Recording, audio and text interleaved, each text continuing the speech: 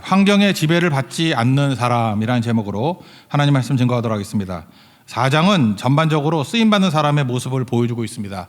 오늘은 환경의 지배를 받지 않는 사람, 또 다른 말로 하면 예수님께만 지배를 받는 사람, 그런 사람의 모습에 대해서 살펴보겠습니다. 신앙이라는 것은 철저히 관계성입니다.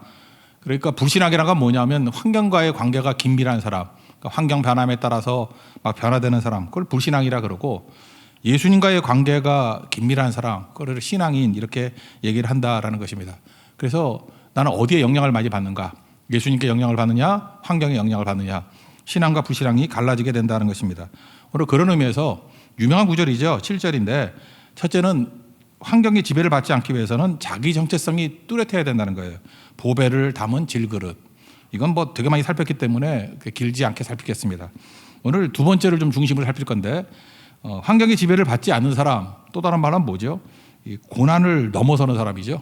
환경이라는 게 뭐 고난 아니겠습니까? 고난을 뛰어넘는 사람, 그 8절 9절을 좀 중심으로 살피겠습니다. 그럼 마지막 세 번째는 그렇게 해서 드러나는 결과들, 의도하지 않아도 저절로 드러나는 결과가 있다라는 거예요. 그 내용은 십자가와 부활의 능력이 드러나게 된다. 그래서 오늘 가운데 것을 중심으로 한번 깊이 살펴보도록 하겠습니다. 차례대로 보겠습니다. 환경의 지배를 받지 않는 사람. 첫 번째, 자기 정체성이 뚜렷한 사람입니다. 어떤 정체성이죠? 보배를 담은 질그릇이다 라고 하는 정체성, 아이덴티티가 있는 사람이라는 것입니다. 7절 다 같이 읽겠습니다. 시작. 우리가 이 보배를 질그릇에 가졌으니 이는 심히 큰 능력은 하나님께 있고 우리에게 있지 아니함을 알게 하려 함이라. 이게 되게 유명한 비유입니다. 구약성경 읽어보면 알겠지만 토기장의 비유, 뭐 토기장이나 진흙, 이사야서에도 나오고 예레미야서에도 나오고, 또 사도 바울도 이거 로마서에서 뭐 여러 번 강조한 거 아닙니까? 예를 들어서 이사야서 29장 16절 같은 데 보면은 지음을 받은 물건이 어찌 자기를 지은 이에게 대하여 이르기를 그가 나를 짓지 아니하였다 하겠으며, 빚음을 받은 물건이 자기를 빚은 이에게 이르기를 그가 총명이 없다 하겠느냐. 그러니까 지은 분 뜻이다, 그런 것으로 묘사하고 있고, 예레미야 18장 4절 보면은 진흙으로 만든 그릇이 토기장의 손에서 터짐에 그가 그것으로 자기 의견에 좋은 대로 다른 그릇을 만들더라. 뭐 이런 얘기죠. 로마서에도 뭐 똑같이 나오는 얘기인데, 핵심은 뭐예요? 연약하다라는 것과 또 하나는 주권이죠. 하나님의 주권에 관한 말씀을 할 때 이거 꼭 인용하는 거예요. 결정권은 하나님께 있다. 그러므로 하나님이 결정하는 건데 우리가 뭐 이렇다 저렇다 잠깐만 토다는 것이 옳은 거냐라고 할 때 주로 쓰는 말씀이라는 것입니다. 그러므로 이 말씀이 우리에게 주는 메시지는 이거예요. 나는 가치 없다라는 거죠. 하나님이 결정하신다. 그러니까 뭐죠? 나를 의지하면 안 된다. 하나님만 의지하는 인생이 되라. 그게 질그릇이에요. 나 의지할 거 없다. 나 질그릇인데 뭐. 그러니까 하나님만 의지해야 가치가 있다. 그런 얘기겠죠. 우리는 아무리 오랫동안 시간적으로 주님을 따라다니다 할지라도 주님이 나를 이렇게 완전히 장악하지 않으면 엉터리입니다. 3년 반 동안 예수님 따라다녔던 제자들 보십시오. 최후의 만찬, 거기서 우리는 가룟 유다만 잠깐만 주목을 하는데 예수님이 그러죠. 너희 중에 하나가 나를 팔리라. 그랬더니 누구를 향한 얘기예요? 가룟 유다 얘기지만 다른 제자들도 뭐라고 얘기를 합니까? 저는 아니지요. 여기서 그래요. 한 놈이 나를 팔아 그랬더니 여기서 저는 아니죠. 저는 아니죠. 저는 아니죠. 그거 무슨 얘기예요? 자기를 확신하지 못한다는 그런 얘기 아니에요? 그러니까 드러내놓고 얘기는 하지 않았지만 배신을 생각해 본 적이 한두 번은 있다는 얘기죠. 그러니까 예수님은 마음을 아시기 때문에 내 마음속에 있는 것들이 이렇게 드러난 거 아닌가. 그래서 혹시 나를 의심하는 거 아닌가. 그러니까 무슨 얘기예요? 이렇게 흔들리고 있다는 것입니다.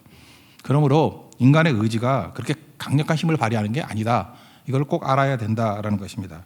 그러므로 가치는 연약하기 때문에 나를 의지하면 안 되고 내용물에 있다는 거예요. 내용물에. 그게 토기의 가장 중요한 비유라는 것입니다. 금그릇, 그릇이 좋죠. 좋으면 뭐 할 거예요? 그릇에 관심 있는 게 아니죠. 쓰레기 당기면 쓰레기통이죠. 금으로 만든 쓰레기통. 또 은그릇, 오물 담으면 오물통이 되는 거 아닙니까? 그러니까 담는 싸움이라는 거예요. 뭘 담아야 될 것인가? 보배를 담았다. 예수를 담으면 가치 있는 것이 된다. 그러므로 겉이 아니라 내용이다. 이거를 붙들어야 된다는 것입니다. 우리 얼마 전 월요일 날도 말씀드렸죠. 이렇게 쌩얼이라고 힘들어하는 분이 계셨는데 겉이 아니죠. 그 속에 믿음 담으면 되는 거지. 근데 우리는 뭐 나쁜 의미는 아니지만 자꾸 그렇게 겉에 관심이 훨씬 더 많다라는 것입니다. 하나님께서 왜 질그릇을 사용하시는가? 그래야 내용에 주목하죠. 너무 여러분 그러죠. 내가 금그릇이다. 너무 괜찮은 그릇이다. 잠깐 그런 생각을 갖다 보면은 잠깐 나를 드러내고 나를 꾸미려고 할 때 너무 많은 에너지를 쏟게 돼 있다라는 것입니다. 근데 질그릇이다. 그러면 자기 관심 별로 없죠. 그냥 오히려 속에 있는 보배를 자꾸만 드러내려고 하는 의도가 있다라는 것입니다. 그런 사람을 주님께서는 사용해 주신다라는 거예요. 종려주일 예수님께서 예루살렘 성에 입성하셨습니다. 나귀 타고 오셨죠. 나귀 참 보잘것없어요. 나귀는 쇼딸입니다. 그래서 말을 타면요, 말 타보셨어요? 진짜 말은 무서워서 못 타요. 되게 높아요. 올라가면은 그 뭐 한 2, 3층에 서 있는 것 같아요. 떨어지면, 그래서 말에서 떨어지면 크게 다치잖아요. 되게 높다고. 반면에 나귀는 탈만합니다. 나귀는 다리 좀 긴 사람이면요, 이렇게 다리 축 늘어뜨리면 땅에 닿아요. 진짜 볼품없는 게 나귀라고. 근데 왕이 나귀 타고 들어오셨어요. 많은 사람들이 종려나무까지 흔들면서 호산나 다윗의 자손으로 오시는 이여 찬송했죠. 그때에 나귀 입장에서 듣고 보세요. 나귀가 만약 관종이었다 그러면 내가 갑자기 이렇게 좋아졌지. 쇼딸인데 왜 이렇게 환호하지? 요즘에는 대세가 쇼딸인가? 그러면 바보죠.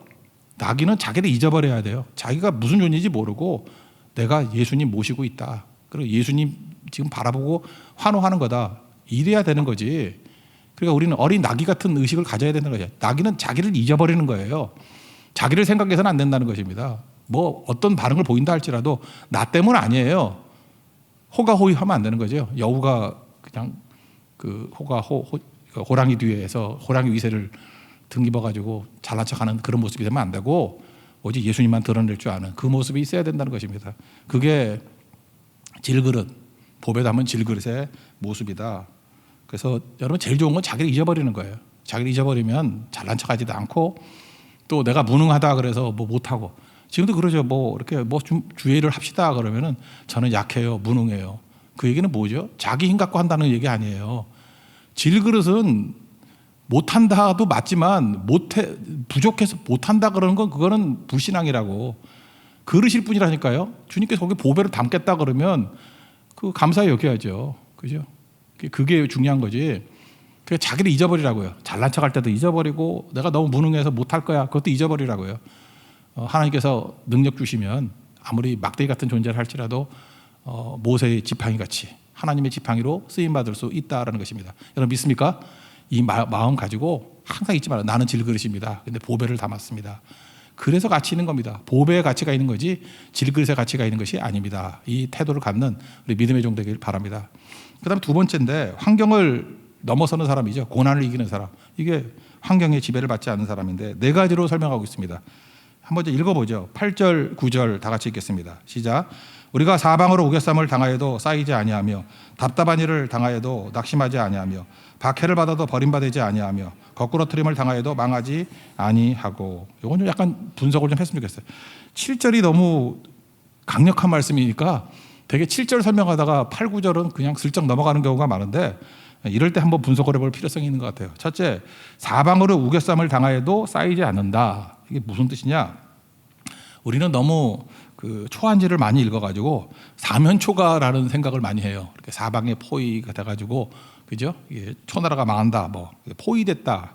뭐 그것도 뭐 문장을 읽어보면 그렇게 느껴질 수도 있죠. 근데 그 원문 뜻을 보면은 포위당했다라는 의미보다는 포도즙을 짜다라는 뜻이에요. 그러니까 포위보다는 짓누른다라는 의미가 더 강해요. 그러니까 사방으로 이렇게 짓눌린다. 프레스, 그죠? 프레스, 그러니까 으깨진다 이런 뜻이라고요. 뭐 이런 거 언제 경험할 수 있나? 요즘에도 있나? 뭐 이렇게 지하철 타면은 옛날에 푸시맨 같은 거 있었는데 요즘은 없죠. 막 사람이 너무 많이 타고 푸시맨. 저는 버스 타고 다녔는데 그때 오라이 하는 그 버스 안내양이 있었어요. 엄청났다고 막 밀면은 어떻게 그 정원보다 2배도 타고 그래서 제가 학교 다닐 때 뭐 사람이 너무 많으니까 그런 거 으깨지는 거죠. 프레스 하는 거. 그게 사방에 우겨쌈을 당한 거라고. 그런 경험 해보셨어요? 막 압박당하는 거. 현실의 무게예요. 현실의 짐. 현실이 너무너무 힘들어서 인생의 프레스가 있어요. 인생의 짐이 있어요. 너무너무 힘든 거라고. 그럴 때 견디지 못하는 거죠. 근데 여기 뭐야? 예수님이 계시면, 예수님이 지배하면, 환경이 지배하는 게 아니라 예수님이 나를 지배하면 견딜 수 있다. 현실의 무게를 이겨낼 수 있다. 그런 뜻입니다. 베드로 예를 간단히 든다 그러면 예수님 따라다니던 그 복음서에는 현실의 힘을 못 이겼죠. 현실의 무게를 못 이겼죠. 여종이 와가지고 뭐 너 예수님과 함께 다녔지? 그랬더니 부인하고 마지막에 저주까지 하고. 그러니까 현실의 압박을 감당하지 못하죠. 그러니까 이 사람들의 이 프레스를 감당하지 못하잖아요. 그런데 그 부활 이후에 뭐 우리 뭐 진짜인지 모르지만 그 소설로 나오잖아요. 쿠어바디스라는 소설에 보면 그 뭐 로마에서 일하다가 사람들이 피하라 그러니까 네로 황제 핍박 때문에 그 도망칠라 그러다가 예수님 만났다 그러잖아요. 어디 가냐? 그 쿠바스 도미네가 아니에요. 주여 어디로 가십니까? 내가 지기를 포기했던 십자가를 내가 지러 간다. 돌아가서 십자가 지고. 여기까지는 소설 얘기예요. 그 다음에 성경 얘기인데 십자가 거꾸로 매달려 죽었다 그러잖아. 그죠? 나는 예수님의 십자가 똑같이 달리는 거 감당 못해서 거꾸로 매달려서 죽겠노라. 이제 감당하죠. 프레스를 감당하죠. 어찌 보면요, 순교할 때 바울은 로마 시민권이 있었기 때문에 십자가형 안 당했어요. 참수형. 그러니까 죽어도 고통은 좀 덜했던 것 같아. 목 잘라 죽었다고. 참수형. 그러니까 바울은 순식간에 죽은 거고, 베드로는 진짜 십자가형 그대로 다 당한 거잖아요. 거꾸로 매달려가지고.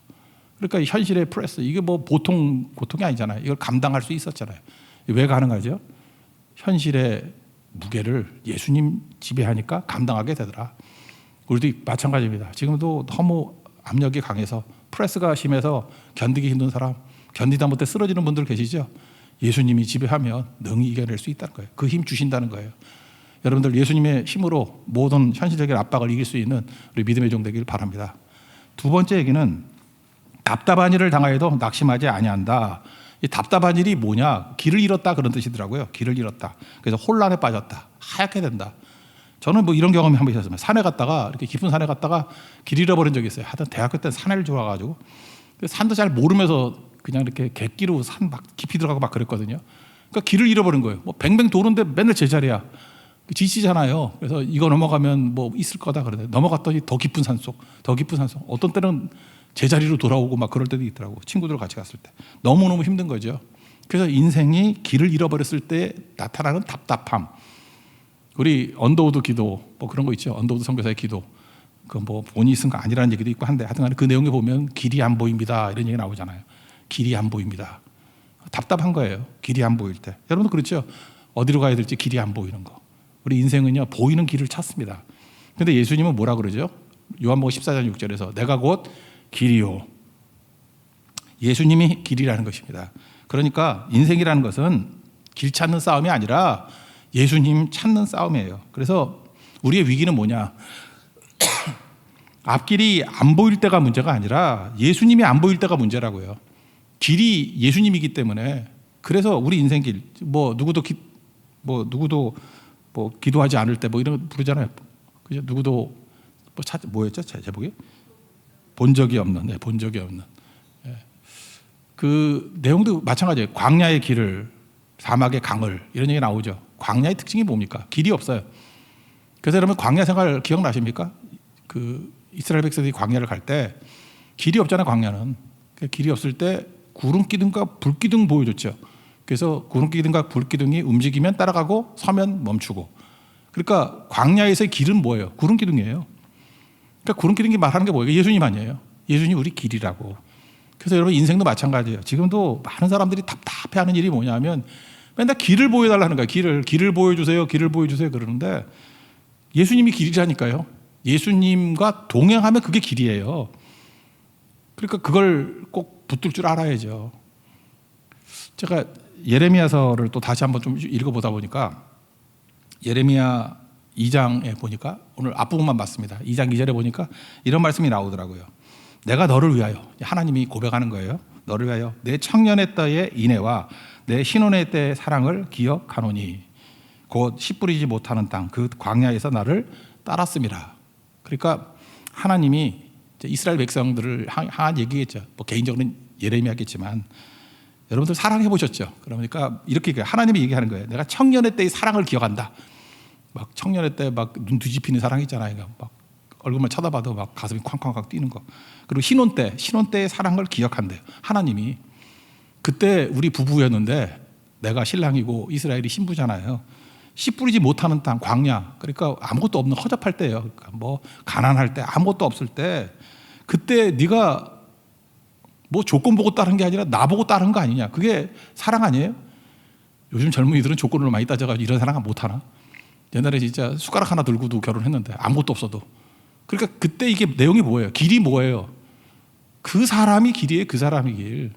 옛날에 참 낭만적인 사랑이었는데 그 사람이 길이라고. 너 어디로 가길 원합니까? 그러면 그 사람 가는 곳. 진짜 그런 낭만적인 시대가 있었는데 하나님이 지금 그 말씀을 하는 거예요. 야, 우리 그때 엄청 사랑했지. 청년 때의 사랑, 그 신혼 때의 사랑 기억하니? 그때는 니네가 그랬어. 내가 길이라고, 내가 사랑이라고. 그래서 내가 가는 곳에 따라와서 씨 뿌리지 못하는 땅, 광야, 거기도 기쁘게 갔잖아. 지금 뭐야 너? 지금 뭐야? 뭐 돈 없다 그러고, 뭐 집 없다 그러고, 뭐 핸드백 못 산다 그러고, 지금 뭐야? 그거죠. 우리 인생 가운데도 이런 얘기죠. 이걸 좀 더 깊이 간다 그러면 왜 답답하냐 하면은 사랑이 식은 거예요. 길이 안 보인다는 게 뭐냐 하면 사랑하는 그 사람의 길이었는데 그게 길이 아니다 보니까 어디로 가지? 라고 헤매는 거라고요. 첫사랑의 기억이 뭐예요? 에베소 교회가 첫사랑의 기억을 잊어버렸다 그러잖아요. 그 예수님이 첫사랑이면은 예수님이 길인데 뭐 답답할 게 뭐가 있어. 근데 그 사랑이 식어버리니까 세상 사람들의 길을 찾다 보니까 길이 안 보이는 거야. 우리는 길 찾는 게 느리잖아. 길 찾는 거 해본 적이 없으니까. 왜? 예수님이 길이었기 때문에. 그래서 여러분 예수 믿는 사람이 예수 안 믿게 되면은 바보 됩니다. 세상 사람들은 그 빠삭하게 길 알거든. 처세술이잖아요. 처세술. 우리 그런 거 잘 모르잖아요. 그러니까 길이 없다고 생각하니까 낭패예요. 그 답답하다고. 근데 답답한 일을 당하여도 낙심 안 한대요. 다시 돌아가면 되니까. 예수님이 길이니까. 최고의 길은 예수님입니다. 예수님 우리 인도해 주시는 거. 여러분 그래서 어느 순간이든지 땅길 찾지 말고 예수님이 길이라는 것을 붙들고 답답함에서 후련함으로 시원함으로 변화되는 우리 하나님의 종 되기를 바랍니다. 세 번째 내용은 박해를 받아도 버림받지 않는다. 이 박해가 뭔가 그랬더니 그 원문 뜻을 보니까 사냥감 이야기예요. 사냥감이 사냥 당하듯 추격당할 때, 그러니까 뭐 비유를 든다 그러면 늑대에게 쫓기는 어린 양, 그게 박해라고요. 막 세상의 마귀가 우리를 막 죽이려고 쫓아오지 않습니까? 그때에 버림받지 않는데요. 이유가 뭘까요? 보호해 주시는 우리 아버지가 계시기 때문에. 시편 23편 4절 보니까 내가 사망의 음침한 골짜기를 다닌다 할지라도 해를 두려워하지 않는다. 왜냐? 주께서 나와 함께 하심이라. 지팡이와 막대기가 나를 안위하신다. 그런 말씀 있잖아요. 그러니까 이건 뭐 더 설명할 것도 없겠죠. 아무리 사냥감같이 쫓기는 인생이라 된다 할지라도 나를 보호해 주시는 나의 아버지가 계시기 때문에 흔들리지 않는다. 그러니까 그 예수님 계시니까 예수님이 지휘하는 인생은 다 보호하신다는 거예요. 겁날 거 없죠. 어떤 상황 속에도 주를 의지하라고요. 지금도 보면은 온갖 걱정들, 갑자기 별로 걱정도 안 하는 사람들이 성교 앞두고 나면 별의별 걱정이 다 있어. 우리 개는 밥을 누가 먹이나, 뭐 그죠? 뭐 이렇게 물이 지금 5층에 살면서 뭐 비가 많이 와가지고 물이 5층까지 차면 어떡하나? 그 4층에 사면 다 죽어요. 그 말도 안 되는 얘기들 하는 거 있죠. 뭐 그런 거. 이제까지 코로나 3년째 됐는데 뭐 코로나에 또 걸리면 어떡하나? 뭐 같이 모이면 어떡하나? 뭐 하여튼 평상시에 생각지도 않았던 것, 자기 욕심 있을 땐 생각지도 않았던 그 어떤 그 조건절들 있죠. 그런 것들이 막 떠오르는 거라고. 곰곰이 생각해보세요. 그 누가 주는 마음일까 생각하니까 의심은 막여주는 거거든. 자꾸 이렇게 흔드는 거예요. 흔드는 거. 다 그래요. 그럴 수 있어요. 그렇지만 보호해 주시는 지팡이와 막대기가 있습니다. 믿습니까? 그럼 이기는 거죠. 그러니까 이길 생각을 해야지 맨날 진공 상태. 그럼 무균실에 들어가 있어야지. 여기 무균실이 있나 여기에. 그럴 수는 없는 거죠. 균이 오더라도 이길 수 있는 그런 면역력, 그런 게 더 중요한 거 아니겠어요? 마지막 네 번째는 거꾸로 트림을 당하여도 망하지 아니한다. 이 거꾸로 트림을 당한다는 것은 급습당한다 그런 뜻이에요. 예상치 못한 급습. 그래서 거의 다 죽었다라는 거예요. 거꾸로 트렸다는 건 뭐냐면 반죽음 그런 거 있죠. 초죽음 뭐 그래야 되나? 이렇게 다 죽었다고 생각하는 거. 이거 루스드라에서 바울의 모습이 딱 이 모습이네. 돌멩이를 쳐가지고 죽은 줄 알았죠. 그래서 시외에 갖다 버렸죠. 그게 거꾸로 트림을 당한 거예요. 그러니까 겉으로 볼 때 사람들은 다 죽었다고 생각하는 거예요. 죽었음. 그럼 끝 아니에요. 끝. 그때의 주님이 거꾸로 트림을 당하여도 망하지 아니하다. 다시 일으켜 주신다. 다시 일어났죠. 그래서 루스드라 가고 더베 갔다 루스드라 갔다 이고니온 그다음에 비시디 안디옥 갔다가 돌아오잖아요. 이게 바로 뭐예요? 거꾸로 트림을 당하여도 망하지 않는다. 다 죽었다 할지라도 다시 이렇게 세우는 힘이 있다라는 거죠. 에스겔서 37장이 그런 케이스죠. 마른 뼈라는 얘기는 뭡니까? 어떤 군대가 있었는데 다 큰 패배를 당했어요. 다 죽었어요. 그 전멸 그러죠. 전멸. 우리가 그럴 수 있죠. 어떤 어려움을 당해가지고 이제 전멸이야. 우리가 소망이 없어. 끝났어. 뭐 이런 거죠. 그때에 이 골짜기의 마른 뼈가 어떻게 살아나요? 하나님 말씀을 증거했더니 몸이 척척척 맞고 피부가 붓고 하여튼 그 형태 있는 시체가 됐죠. 그 다음에 성령을 불어넣으니까 대언하니까 성령이 새바람이 부니까 생기를 얻어서 하나님의 군대가 돼버리지 않습니까? 이거에 바로 이거 거꾸로 트림을 당해서 다 죽어서 마른 뼈가 됐다 할지라도 하나님의 말씀이 선포되고 성령의 새바람이 부니까 하나님의 군대가 되더라. 거꾸로 트림을 당해서 망하지 아니하더라. 이거 하려고 성경하는 거 아니에요? 이게 우리 사명 아닙니까? 이 사명을 이룰 수 있는 하나님의 종이 되자.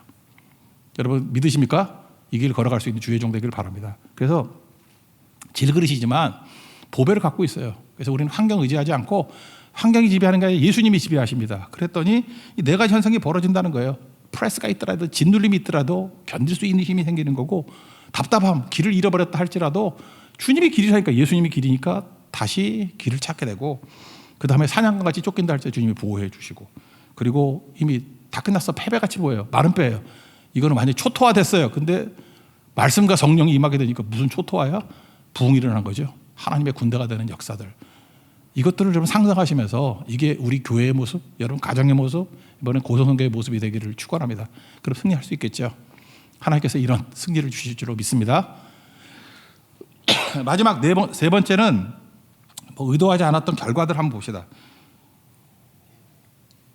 이거는요 이렇게 생각하면 돼요. 그러니까 치환합시다. 수학적으로. 그러니까 질그릇을 십자가라고 생각하고 십자가 이렇게 깨지기 쉬운 거잖아요. 보배를 부활로 생각해요. 이렇게 치환해서 읽으면 되게 쉬울 거라고. 그래서 읽기 편하게 제가 설명해 드릴게요. 예수 죽음을 짊어졌다. 예수의 생명이 드러났다. 그게 뭐예요? 연약함, 부족함, 희생 이런 게 십자가죠. 십자가는 깨지는 거예요. 그럴 때 예수 생명, 보배와 부활이 드러나게 되더라. 질그릇 깨지면 보배가 확 드러나잖아요. 그러니까 우리가도 삶 속에서 예수님 때문에 십자가 지고 깨지면 깨지는 게 패배가 아니라 보배가 드러나는 영광이 된다. 그런 뜻입니다. 10절 다 같이 읽겠습니다. 시작. 우리가 항상 예수의 죽음을 몸에 짊어지면 예수의 생명이 또한 우리 몸에 나타나게 하려 함이라. 그런 뜻이고 죽음에 넘겨졌다. 그런 거 뭐예요? 아까 베드로 얘기를 했죠. 베드로가 이렇게 숭교같이 넘겨졌지만 질그릇이 깨졌죠. 그때 오히려 보배가 드러나죠. 아니 도망쳐가지고 살 길 찾을 때 베드로와 십자가 거꾸로 지면서 예수님 증거할 때 베드로 뭐가 영광스러워요? 그 베드로는 거기서 영광을 느끼게 되는 거죠. 바로 그런 얘기예요. 그래서 죽을 육체에 예수님의 생명이 드러나더라. 11절 읽겠습니다. 시작. 우리 살아있는 자가 항상 예수를 위하여 죽음에 넘겨지면 예수의 생명이 또한 우리 죽을 육체에 나타나게 하려 함이라. 우리 깨져도 되는 인생입니다. 깨지면 더 영광스러운 인생이 된다는 거예요. 그래서 깨지는 걸 두려워하지 않는다. 그리고 그 다음에 내가 죽을 때 오히려 너는 구원받게 된다. 생명이 임하게 된다. 이게 전도죠. 이번에도 고성 가서 희생하고 죽음하면 그들이 살아나는 일들이 벌어지게 되는 거죠. 희생이 생명으로 12절 읽겠습니다. 시작. 그런즉 사망은 우리 안에서 역사하고 생명은 너희 안에서 역사하느니라. 뭐 이해가 되죠?